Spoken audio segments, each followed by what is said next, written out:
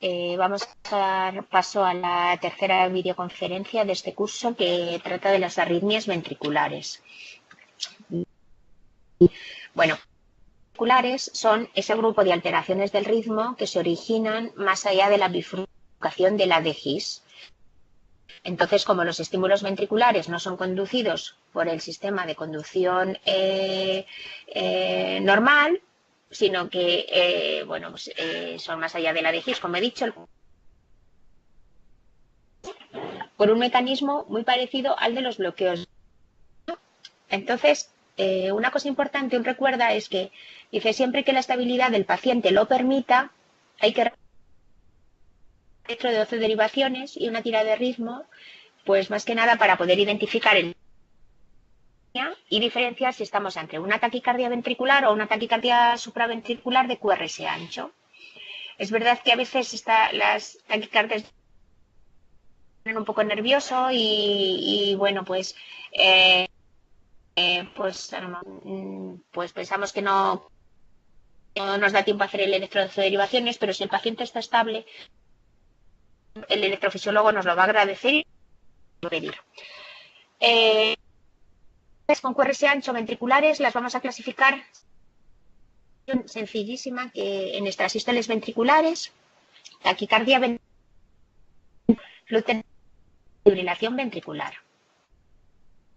Las sístoles ventriculares pues se pueden clasificar pues según la morfología en aquellas polimórficas cuando son de diferentes o aquellas monomórficas cuando presentan una misma morfología.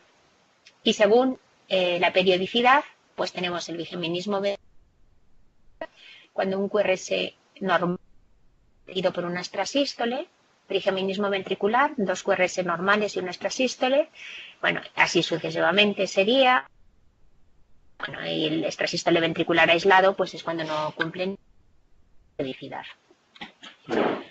En esta diapositiva se recoge un poco durante los extrasístoles, vemos que hay un bigeminismo ventricular, porque hay uno sí ventricular, aquí vemos que son 2 normales y un extrasístole, trigeminismo ventricular. Luego aquí tenemos un ejemplo, pausa compensadora completa, porque tenemos un latido normal, luego tenemos el latido transistor, hay una pausa.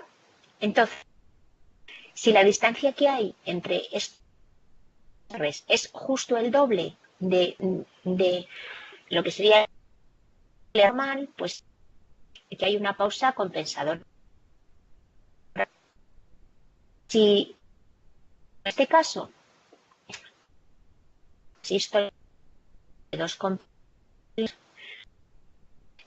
que no se que no hay una separación, que en fin siguen su periodicidad normal, se llama la extrasistolia interpolada. Este que hay aquí a la izquierda es para que veamos lo que son transistores ventriculares, que siendo una tira de ritmo, pues esta extrasístole tiene diferente morfología, es decir, que salen de distinto foco. Esto presenta un doblete y luego es que antes ya no existe lo del doblete ventricular, ya cuando hay 3 se hablaría de una ventricular no sostenida. En este caso, pues tenemos aquí pues cuatro extrasístoles. ¿De acuerdo? Bien. Otro concepto que está aquí en la extrasistolia ventricular de parasistolia. Entonces yo, el ejemplo que digo es, hay un foco, lanza la extrasístole ventricular fijo. Es decir, que tenemos el ritmo sinusal y por otra parte ese foco ventricular que siempre, digamos, suelta su... Lo cual siempre cae con la mitad y sí, ¿de acuerdo? Entonces, la parasistolia se caracteriza por siempre podemos distinguir de acoplamiento, intervalo interectópico, que es múltiplo de un común. Y luego, como cae, los intervalos de acoplamiento son variables, es decir, aquí es normal, aquí ha tenido que caer la extrasístole ventricular de la parasistolia. Digamos que aquí volvería a ir otra vez. No sabemos si debería caer porque no vemos el interectópico, pero como siempre va a caer fijo. Entonces, ¿qué ocurre? Pues que cae donde cae y por eso el intervalo de acoplamiento es variable. Que los intervalos entre los distintos latidos ectópicos son múltiplos de un denominador común. Y luego hay una presencia de latidos de fusión, porque si un extrasístole ventricular cae en lo que sería coincidiendo con un latido sinusal, pues se deforma un poco ese complejo, pero también está ahí.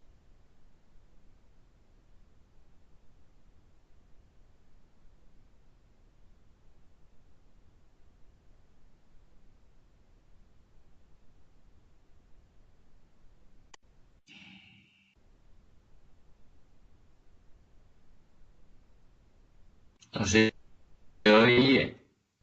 Se ha dejado de escuchar. Se ha cortado. Yo creo que se ha cortado lo de ellos. Porque yo a ti te oigo bien.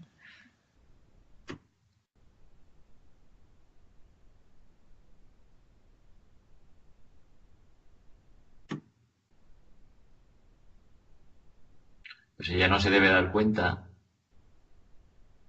Pero tampoco se mueve el cursor, no debe estar. Se le ha debido de ir a Ana la La conexión. conexión, sí. Estoy intentando conectarla, ¿vale? Espera un segundo. Vale.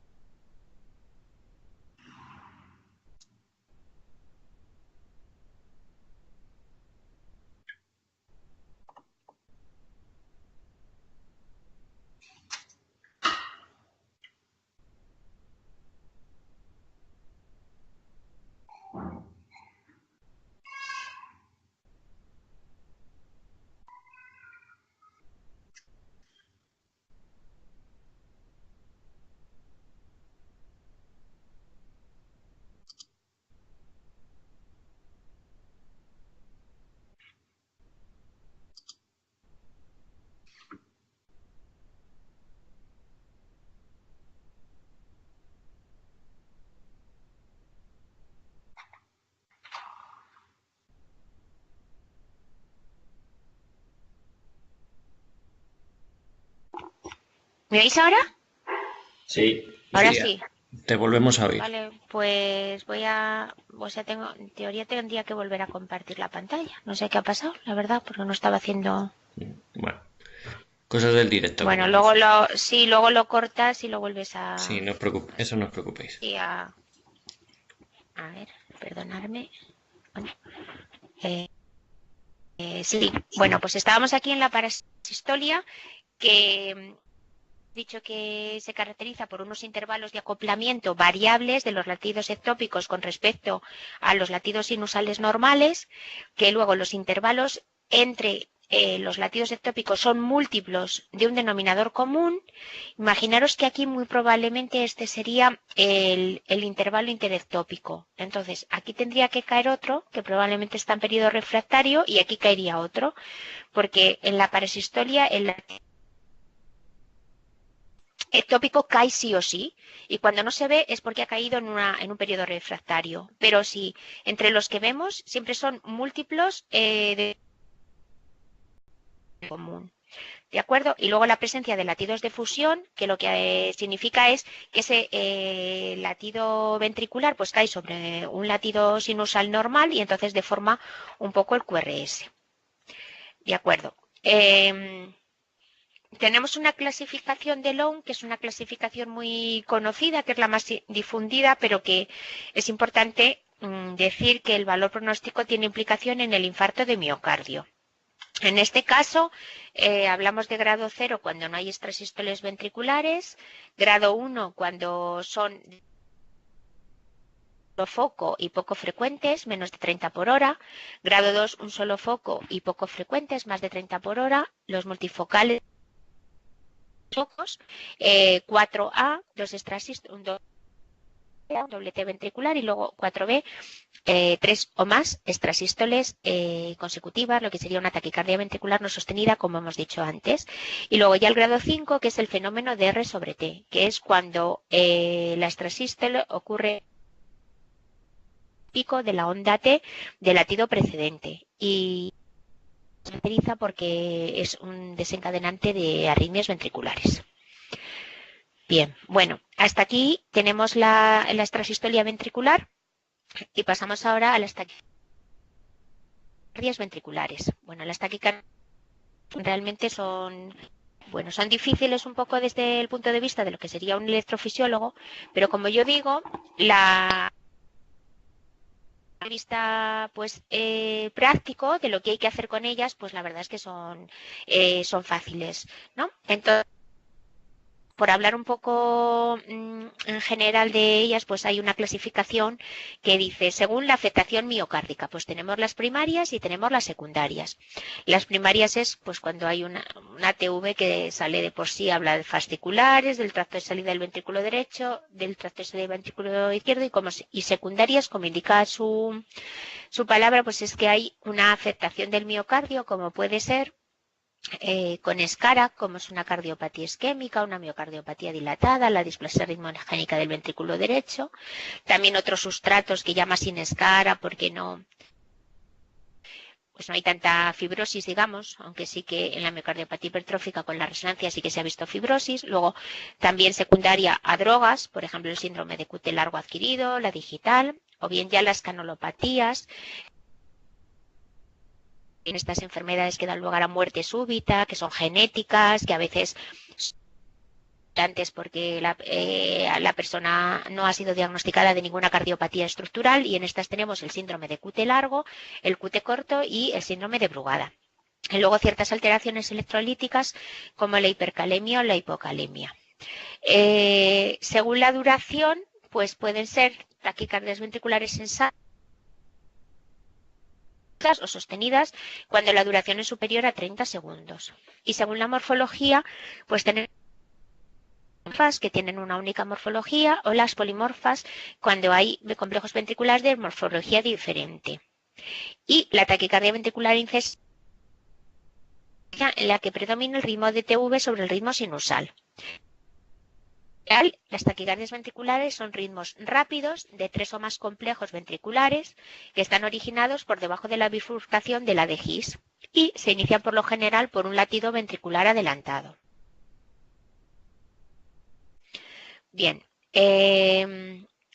atendiendo a su morfología, bueno, pues tenemos, como hemos dicho, las ventriculares monomorfas y las polimorfas. La monomorfa es la V clásica, QRS ancho mayor de 0,12 segundos, que es la más frecuente, que es la clásica o la típica.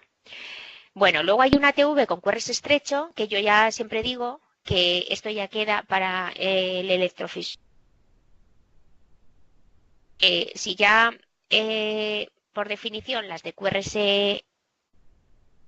pueden ser ventriculares o supraventricular aberradas, normalmente asociamos que las de QRS estrecho ventriculares, pero no, también hay unas taquicardias ventriculares con QRS estrecho. El ritmo idioventricular acelerado, que es un ritmo que hay ventricular entre latidos por minuto y que es la arritmia propia de la reperfusión del infarto. Y luego dentro de las polimorfas, pues la que todos conocemos y la que todos hemos visto en los libros alguna vez, pues es la taquicardia ventricular en torsión de puntas. Esta polimorfa dopaminérgica también es conocida porque es la que tiene un sustrato genético y bueno, da lugar a muertes súbitas en adolescentes, sobre todo que están haciendo deporte y que llevan este gen y que bueno, pues son poquitas en España, pero hay algunas que bueno, pues que este gen ha saltado de generaciones y ya estudiados desde un punto de vista genético a medida que se sabe más y se caracterizan porque han tenido fallecimientos de niños en edad muy joven. Bien, en este caso, este sería, si nos vemos esta imagen, pues ya así con este QRS tan ancho, pues en principio nos orienta hacia una taquicardia ventricular, aunque ahora vamos a estudiar un poco los criterios. Entonces, dice, recuerda que de una taquicardia ventricular mórfica es la cardiopatémica, sobre todo la cicatriz producida por un infarto de miocardio evolucionado o esa escara necrótica que queda después de un tiempo, pues es un sustrato arritmogénico. En principio, para hacer el diagnóstico electrocardiográfico de una taquicardia ventricular, pues podemos tener en cuenta distintos parámetros. La frecuencia. En la frecuencia no señalo nada porque no quiere decir, no está pues aparejado, vamos, o no se puede decir que cuanto más rápida es la taquicardia, es una taquicardia ventricular. Eso no se puede decir porque hay taquicardias supraventriculares que van también muy rápidas. Con lo cual, solo con ver la frecuencia no podemos llegar a ninguna conclusión. El eje eléctrico. Bueno, el eje eléctrico sí que permite identificar la localización del origen de esa taquicardia. Como esto es una constante que se repite, el eje las taquicardias ventriculares cambia de ser un eje normal a ser un eje indeterminado o extremo a la derecha, entre 90 y 180 grados, menos 90 y 180 grados. Entonces, vamos a pasar a la diapositiva anterior porque esto ya aquí, viendo este electro, ya tenemos un punto muy grande para decir que la taquicardia es ventricular, porque eje, bueno, pues hemos dicho que un eje normal se caracteriza porque en uno, la derivación en el 95% de los casos, en uno el QRS es positivo. ¿De acuerdo? Porque está situado el eje entre 0 y 90 grados y en AVF también es positivo. Entonces, en este caso ya nos llamaría la atención porque en uno el QRS es predominantemente negativo, con lo cual tiene que ser un eje a la derecha. Y esto, así por definición, en una persona normal tener un eje extremo, pues es muy raro, con lo cual esto ya orienta hacia una taquicardia ventricular. En cuanto a la duración o anchura, pues en general, cuanto mayor es la anchura del QRS, más probable es la presencia de una TV. Si, por ejemplo, este QRS ancho tiene morfología de bloqueo de rama derecha, pues la duración del QRS tiene que ser mayor de 140 milisegundos. Y si tiene morfología de bloqueo de rama izquierda, el QRS mayor de 160 milisegundos es un fuerte predictor de TV, aunque no es 100%. Que ese es el aunque, pero bueno, cuanto más ancho es el QRS, más es que sea una TV. Concordancia. Concordancia es cuando miramos las derivaciones precordiales de V1 a V6. Entonces, concordancia es cuando todas las derivaciones son monofásicas y tienen la misma polaridad. O bien las ondas R son positivas o negativas. Entonces, un patrón concordante negativo es un fuerte indicador de TV. Sin embargo, un patrón que sea bifásico en cualquier derivación anula ya la concordancia o el QR. Bien, luego veremos algún ejemplo. Disociación AV es cuando podemos distinguir una actividad auricular independiente y más lenta que la actividad ventricular, y esto sugiere TV. La verdad es que esto así puesto en los libros y cuando lees los manuales de electrocardiografía, pues queda muy bonito. Si vemos los aurículas por una parte y los ventrículos por otro, pues hay disociación. Pero la verdad es que cuando estamos entre una taquicardia, pues va tan rápida que yo a veces me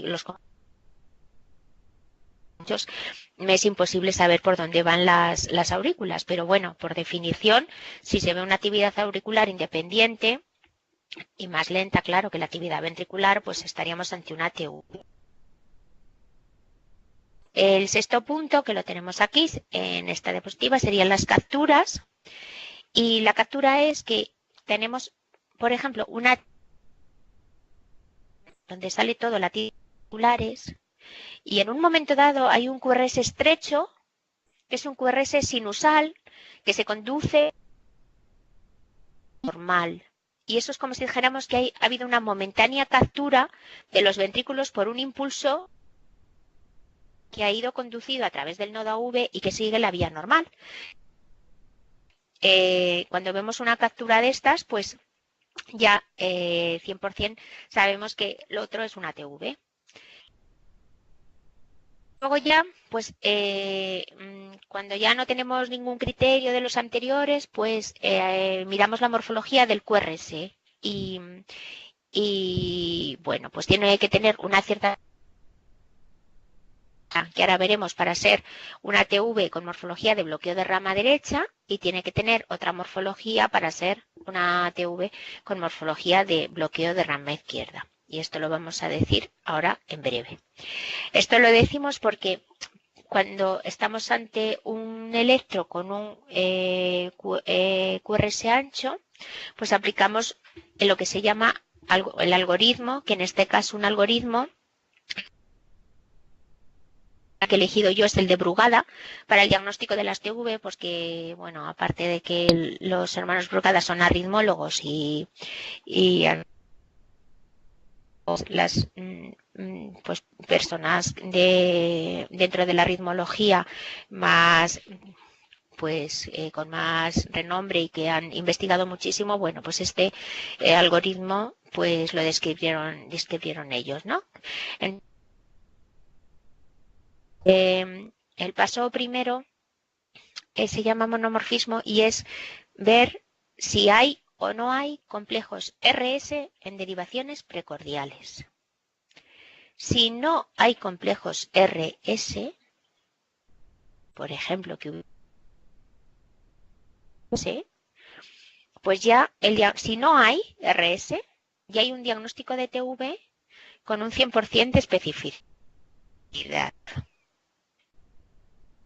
Bien, puedo pasar, porque no pasa nada, a la diapositiva esta.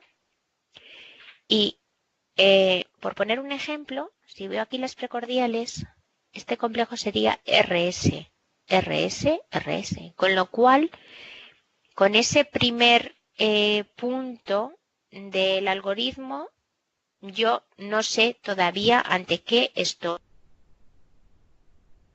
Porque como hay complejos RS, pues no puedo decir que sea ventricular, porque estoy identificando complejos RS. Entonces tengo que pasar al segundo escalón, que es ver la duración entre el inicio de la onda R y el pico de la onda S, que tiene que ser mayor de 100 milisegundos, es decir, de 2 cuadritos y medio. Si en un complejo RS hay una derivación en la que miramos el RS y es mayor de 100 milisegundos, pues podemos decir que es una TV con una especificidad del 98%. El paso 3 nos hablaría, si esto no se cumple, el paso 3 habla de la presencia de disociación auriculoventricular, que ya os comento que es difícil, pero que en algunos casos sí que se puede ver. Y cuando ya hemos llegado hasta el paso 3 y todavía no sabemos ante qué tenemos que seguir los criterios morfológicos de patrones de bloqueo de rama.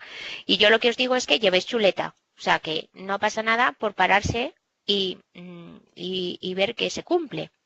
Entonces, en los criterios de Brugada para este diagnóstico, pues el criterio que es de bloqueo de rama derecha, tenemos que ver en V1 una R monofásica y en V6 vemos un complejo RS donde la R es menor que la S. Y si vemos una taquicardia que cumple esto, podemos decir que estamos ante una TV con bloqueo de rama derecha. Y la TV con bloqueo de rama izquierda, pues tenemos aquí una serie de características en V1, donde tenemos una R, ¿vale? Un complejo RS, donde, bueno, aquí las ponen las características bien, que está la duración de esta R es mayor de 30 milisegundos, pues esto que se ve aquí es mayor de 60 milisegundos, tiene esta morfología, y en V6 pues tenemos aquí una presencia de un patrón QR. ¿De acuerdo? Entonces ahora vamos a seguir un ejemplo con un caso que es real, que es un caso de un paciente de nuestro hospital, donde así a priori, pues el señor le haces el electroderivaciones, te da tiempo, o sea, no lo vemos tan ancho como en el otro electro que he puesto antes, ¿no? Sí que vemos que es una taquicardia de QRS ancho, pero pues a veces no, incluso pues podemos decir como que no alarma, no tiene una morfología ahí, por eso la he puesto, ¿no? Una morfología aberrada y alarmante de QRS anchísimo, ¿no? Pero bueno, podemos seguir el algoritmo y entonces, bueno, empezar, vemos, ¿hay RS? Sí, hay RS en las derivaciones precordiales, de hecho, aquí en todas hay RS, ¿vale? Con lo cual pasamos al siguiente. ¿El intervalo RS es mayor de 100 milisegundos? Bueno, pues parece en realidad que desde la R hasta el comienzo de la S es menor de 100 milisegundos, con lo cual no podemos decir todavía que estamos ante una TV. La disociación auricular, pues se ve, pues este no es concretamente. Tenía otro, a continuación, el paciente, que sí que en la tira se podía observar alguna P que podía corresponder a la actividad auricular. ¿Vale? Y esto, por ejemplo, aquí en esta tira sería una captura o una fusión, pero vamos, es un complejo estrechito con otra morfología y una momentánea captura, como he dicho antes. Y ya cuando al último paso, pues entonces vemos cómo es la morfología en V1 y en V6 y vemos que es una taquicardia con bloqueo de rama derecha, una taquicardia ventricular con morfología de bloqueo de rama derecha, porque cumple exactamente esta morfología que vemos aquí.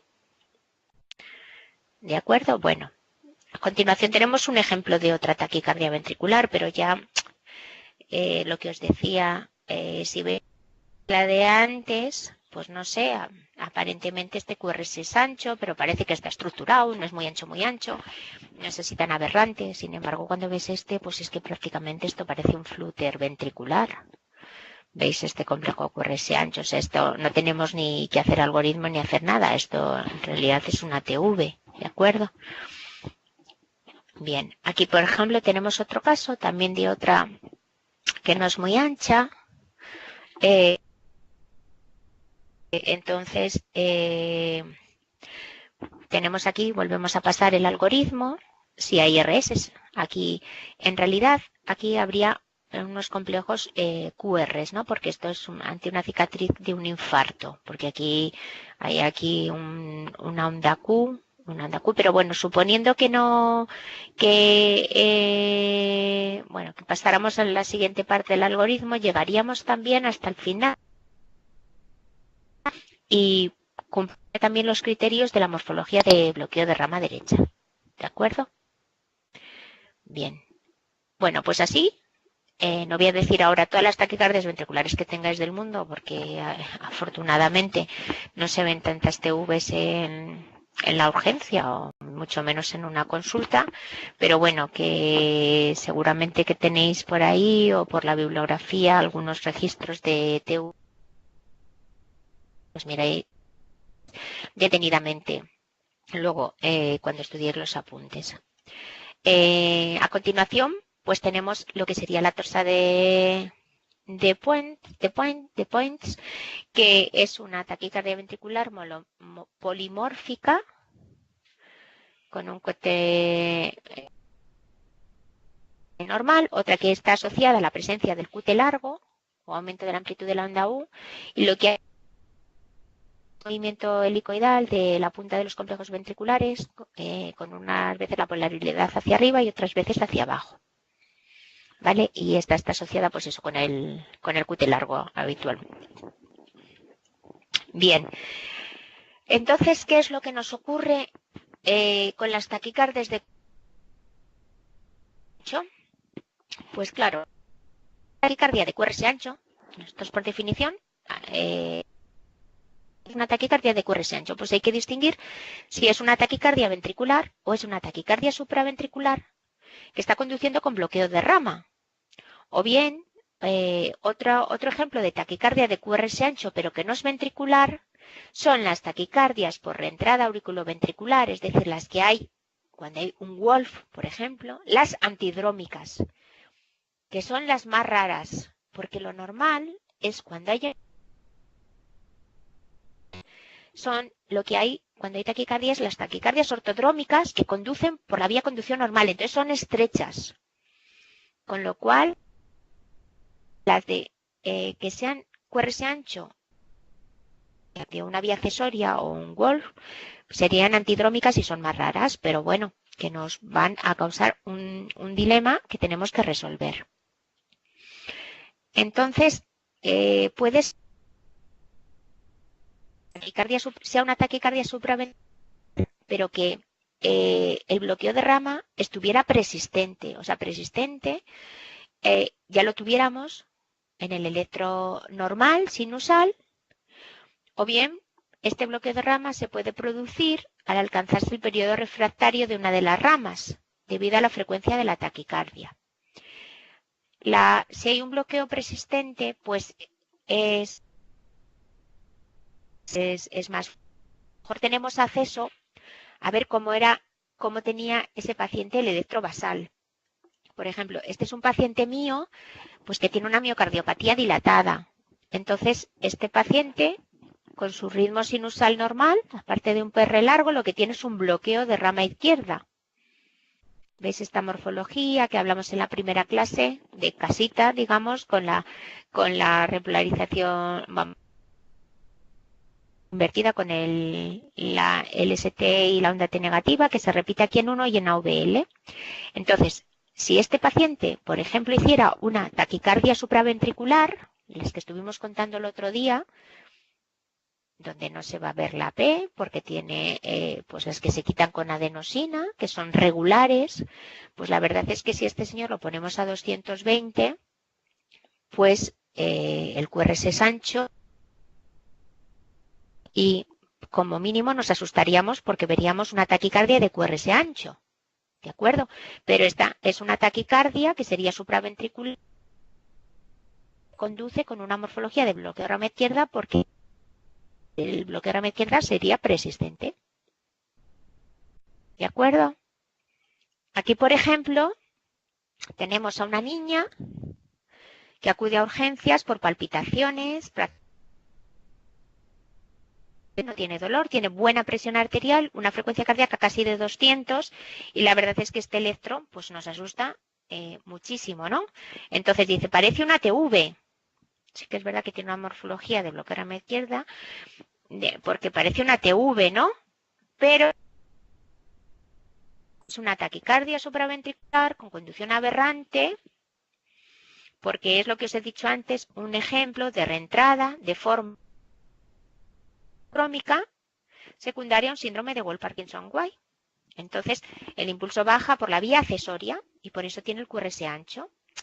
En realidad, ¿qué pasaría? Pues mirad, yo realmente esta niña estaría en urgencias, esta niña ha llegado con buena frecuencia cardíaca, con buena presión y realmente, pues si lo ves así, pues yo la llevaría a reanimación, la sedaría, y quizás si estoy yo sola y no me voy a poner ahí a discutir conmigo misma si es ventricular o supraventricular, pues no la dejaría estar a 200 a ver si adivino lo que es. Entonces la sedaría un poco, bueno, la sedaría en reanimación normal, como cuando de una cardioversión, y realmente yo suelo hacer cardioversión eléctrica antes de que la niña esté un tiempo así, a ver si se le pasa. Ahora vamos a decir un poco también cómo hacer otra actitud, ¿vale? Que lo veremos en un algoritmo y que también se puede hacer. Bien. Este es otro ejemplo. Bueno, ya son ejemplos de distintos. Bueno, aparte de que la morfología ya solo de verla, pues ya nos impresiona de una TV, porque no hay QRS ni con conducción aberrada ni sin conducción, que siendo supraventricular sea así, pero lo que nos está queriendo llamar la atención es que siempre os fijéis en eso que os he dicho de la desviación del eje, ¿vale? Que en la mayoría de las TVs el QRS es predominantemente negativo. Siempre hay casos y casos, porque por ejemplo, cuando estudiamos los bloqueos en la primera clase, hablábamos de una combinación bastante rara, que es el bloqueo de rama derecha con el bloqueo de la subdivisión posterior. El bloqueo de la subdivisión posterior de rama izquierda se caracteriza porque el eje es derecho. Entonces, en este electro, si es un paciente que viene a la consulta, a un preoperatorio, viene a una consulta, está en ritmo sinusal, mantiene constantes, vemos que es una P seguido de un complejo QRS, y yo pues veo esta morfología, pues digo ritmo sinusal, bloqueo de rama derecha, más bloqueo de la subdivisión izquierda. Pero entiendo que si este paciente, por lo que sea, también tiene una vía y hace una taquicardia supraventricular, al tener ya de base una TV, porque encima este eje está a la derecha. Entonces, bueno, lo quiero poner como ejemplo curioso, que también, digamos, entre paréntesis, sería mala suerte que un paciente que ya de base tenga este electro haga una taquicardia supraventricular que nos rice el rizo, pero por verlo también distintas posibilidades. Vale, y aquí pues lo que tenemos es las capturas momentáneas de un impulso que conduce por la vía normal, ya ventricular, o bien los latidos de fusión cuando coinciden pues un complejo sinusal con uno ventricular y deforma el complejo QRS. Otro punto que hablamos era lo que hablamos de las concordancias. La concordancia es cuando decíamos que las derivaciones V1 a V6 se muestran positivas con R positiva o bien negativas con QS y no hay complejos RS. Entonces, esto es un poco también porque os acordáis que en la primera lección pues me dediqué extensamente a explicar QRS cómo es el complejo QRS en las derivaciones normales, que empezaba siendo RS, RS y así sucesivamente, y luego aquí cambiaba entre V3 y V4 con lo que se llamaba la transición normal. Era un poco para decir que con lo que estamos diciendo aquí, que lo que es anormal es que en todas las derivaciones sean de V1 a V6, todos sean positivos, o todos sean, como en este caso, QS y todos negativos, que esto es lo que se llama una concordancia negativa, y que también va a favor, positiva o negativa, a favor de las taquicardias ventriculares. Entonces, bueno, pues así un poco respecto al tratamiento, como misiva, así como punto a recordar, hay esto que no es mío, lo he sacado también de alguna otra charla, de algún otro compañero, que es verdad que al final, cuando estamos en una urgencia, pues decimos, las taquicardias de QRS ancho son ventriculares, por definición, bien, demuestre lo contrario. Y quiere decir que siempre nos tenemos que poner en el caso grave y no, pues, pues menospreciar, digamos, o de decir, bueno, está estable, pues era supraventricular. O sea, en principio vamos a considerar la ventricular mientras no hay criterio de que es supraventricular aberrada, ¿vale? Entonces, aquí hay un algoritmo súper sencillo. Y este algoritmo súper sencillo es, esta taquicardia que viene a la urgencia y que está en QRS ancho y que es un episodio agudo, que es donde yo voy a estar, o va a estar un médico de urgencias, porque en algunos hospitales no hay cardiólogo, ¿vale? Entonces, ¿está inestable hemodinámicamente? Pues sí, pues mi taquicardioversión sea de cuerpo ventricular o ventricular.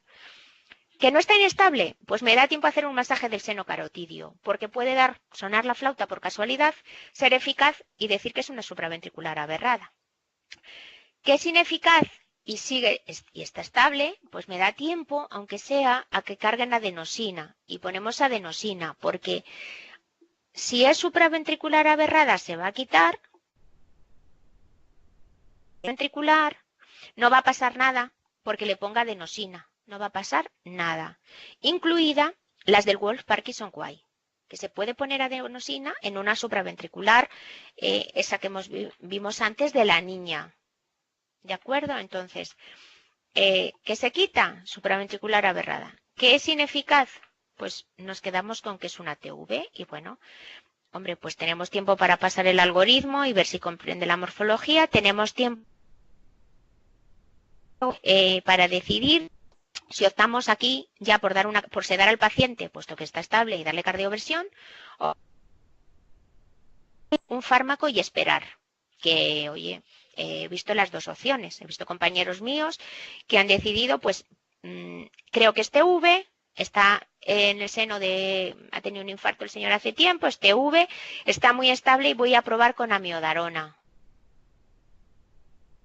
Y le ponen, ¿vale? De 300 en media hora la perfusión y esperar, ¿vale?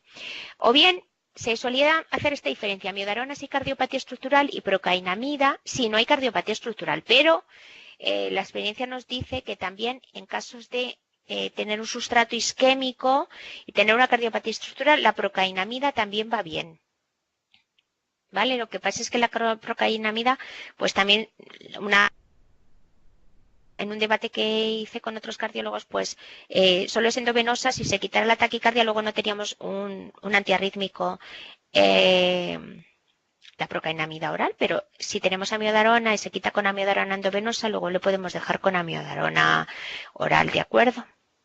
Entonces, bueno, pero que sepáis que se pueden utilizar cualquiera de los dos. Bien.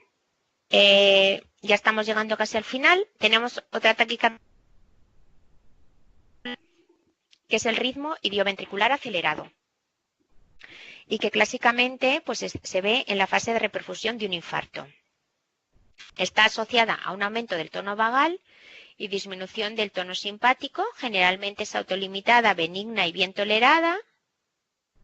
El electro podemos observar que es un ritmo regular, una frecuencia cardíaca entre 50 y 110, complejos ventriculares, el QRS es mayor de 120 milisegundos y tenemos que pueden existir latidos de captura y latidos de fusión.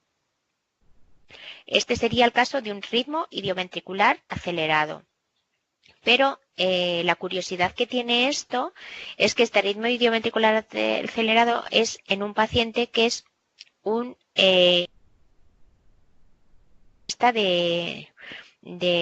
un deportista de élite, que es un corredor de maratón. Entonces, pues mirad, están compitiendo su ritmo sinusal y un idioventricular que digamos que sale de escape. Lo que le pasa a los deportistas es que tienen su nodo sinusal, digamos, tan entrenado, tan vago, tan bradicárdico, que a veces hay un ritmo idioventricular, que tiene una frecuencia mayor que su ritmo sinusal, con lo cual alternan los dos ritmos. Esto lo que hace el compañero que hace electrofisiología en mi hospital, pues es lo que se suele hacer es que deje de entrenar durante 2 o 3 meses. Entonces, al dejar de entrenar se produce se taquicardiza y ya desaparecería este ritmo. ¿De acuerdo? Este es un electro muy chulo. Esto está sacado también de internet, que era este es un caso, ¿no? Entonces, bueno, pues aquí pues lo vemos otra vez, que está el ritmo sinusal alternando. También en esto se ven complejos de fusión, como podría ser este, porque sería un sinusal con el ritmo, ¿de acuerdo? Y luego hay también una curiosidad, que hay un signo que dice que se llama el de la oreja de conejo izquierda, que es más alta. O sea, la oreja izquierda del conejo es más alta. ¿Y esto cómo se ve? Pues esto lo he puesto como curioso, porque que en V1 pues hay una onda R que es como doble. Entonces, si miramos, digamos que estamos mirando las orejas de por detrás, sería la izquierda y esta sería la derecha. Entonces, la izquierda es más alta que la derecha. Bueno, es una curiosidad y esto es altamente específico. Estos QRS son de origen ventricular. Como ha tenido un nombre y se llama así tan rimbombante, pues por eso os he querido poner este signo, ¿de acuerdo? Bueno, ya le pasamos ya al 2 diapositivas nos quedan al flúter ventricular, que es una arritmia porque los complejos QRS son ondulados, tienen la misma altura, no se visualiza la línea eléctrica ni la onda T. Ascendente es idéntica a la descendente, con una frecuencia entre 180 y 250, es muy mal tolerada, hay que revertirla con cardioversión porque si no ya degenera ventricular. ¿De acuerdo? Esto sería el flúter ventricular, que bueno, que es una arritmia pues maligna en el seno, puede ser de un infarto de miocardio. Por ejemplo, en este caso, pues es un ritmo totalmente caótico, rápido, 250 latidos, es una fibrilación ventricular. En este caso, como veis, el paciente, esto es un electro de 12 derivaciones, con lo cual yo siempre digo que este paciente estaba en un centro sanitario, lo estaba atendiendo algún médico porque le estaba haciendo el electro, con lo cual entiendo que pues se daría una cardioversión y muy... Pero bueno, que tenemos aquí un electro de 12 derivaciones, lo que es una fibrilación ventricular que es mortal. ¿De acuerdo? Y ya la última diapositiva, para acabar, pues la he puesto, bueno, porque como no hemos comentado solamente lo de las canalopatías y el síndrome de Brugada, pues que son, bueno, las canalopatías son un grupo de enfermedades genéticas que predisponen a tener taquicardias ventriculares. Entonces, no es lo mismo el signo de Brugada en el electro que tener el síndrome de Brugada en sí, con todo lo que apareja, con todo lo que conlleva. Entonces, este es un electro de un paciente de mi consulta de hace poco, que le mandaron porque tenía este electro. Entonces, se caracteriza porque parece un bloqueo de rama derecha con otra onda R en que el ST está elevado, con esta morfología típica. ¿De acuerdo? Entonces, esto es el signo de Brugada. Pero no quiere decir que este paciente vaya a tener predisposición a arritmia, sino que hay que cumplir una serie de criterios. ¿Vale? Entonces, bueno, pues como es un electro muy bonito y además que me había... bueno, era uno de los electros que vi en una de mis consultas, pues por eso os lo he querido poner. Estoy ya finalizando la clase de las taquiarritmias ventriculares.